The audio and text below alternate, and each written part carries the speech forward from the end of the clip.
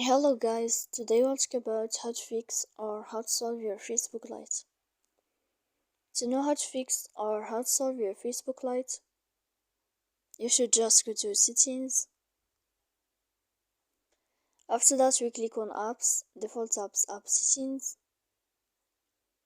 Here in this list, you'll enter to the window of Facebook Lite.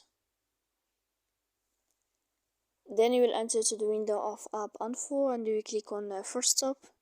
Here we click OK. Then you will enter to the window of Storage.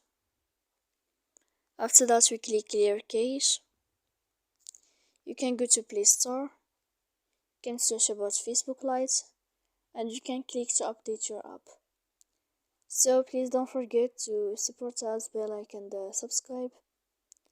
See you next time in another video and thank you for your attention and your watching.